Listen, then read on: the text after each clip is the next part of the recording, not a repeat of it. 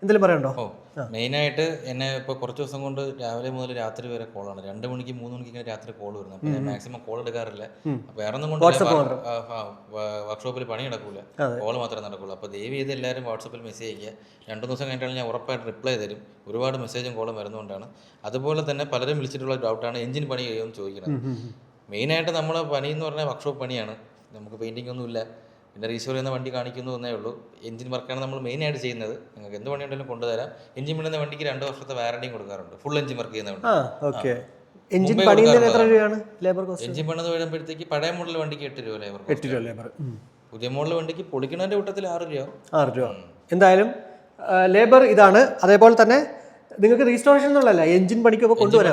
ഞാൻ നോർമലി പറഞ്ഞ ക്ലാസിക് ഒക്കെ എഞ്ചിൻ ഫുള്ള് ക്ലാസിക് സ്റ്റാൻഡേർഡ് പുതിയ മോഡൽ യൂസ് വണ്ടി ഫുൾ എഞ്ചിൻ പൊളിച്ച് കംപ്ലീറ്റ് ബെയറിംഗ്, ടാപ്പറ്റ്, പമ്പ് സകല സാധനം മാറി വരുമ്പോൾ ലേറ്റിലെ പൈസ, ലേബർ, സ്പെയർ ഉൾപ്പെടെ 22, 23, 24 മാക്സിമം അത്രേ ഉള്ളൂ. ഓക്കെ.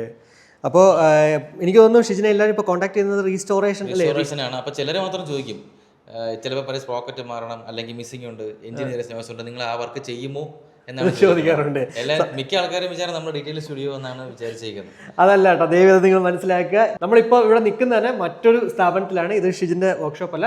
ഉടനെ എന്തായാലും ഒരു ദിവസം മറ്റൊരു വീഡിയോ വർക്ക്ഷോപ്പിന്റെ ടൂർ നമുക്ക് ചെയ്യാം. അപ്പോൾ കുറച്ചുകൂടെ ആൾക്കാർക്ക് ഐഡിയ കിട്ടും. നമ്മൾ ആക്ച്വലി ആദ്യം ഷിജിന്റെ വർക്ക്ഷോപ്പിലായിരുന്നു ചെയ്തു വരുന്നത്. എന്നാൽ പിന്നെയാണ് ഇതുപോലെ എന്താ പറയുക, ഇവിടുത്തെ ഈ ഒരു ഡീറ്റെയിലിംഗ് സ്റ്റുഡിയോയിൽ വരുന്നതും അതേപോലെ തന്നെ പുറത്തൊക്കെ പോയിട്ട് ചെയ്യുന്നത്.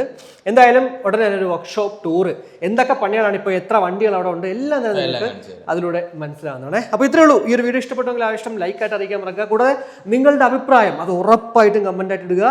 എന്തായാലും ഞാൻ അല്ലെങ്കിൽ ഷിജിൻ അതിന് റെസ്പോണ്ട് ചെയ്യുന്നതാണ്. കൂടാതെ നമ്മുടെ ഈ ഒരു വീഡിയോ ഉറപ്പായിട്ടും നിങ്ങളുടെ ഫാമിലിക്കും ഫ്രണ്ട്സിനൊക്കെ ഒന്ന് ഷെയർ ചെയ്ത് അങ്ങനെ നമ്മുടെ ചാനലിനൊന്ന് സപ്പോർട്ട് ഒന്ന് ചെയ്യണം കേട്ടോ. അപ്പോൾ മറ്റൊരു വീഡിയോ കാണുമ്പോഴേക്കും ബൈ.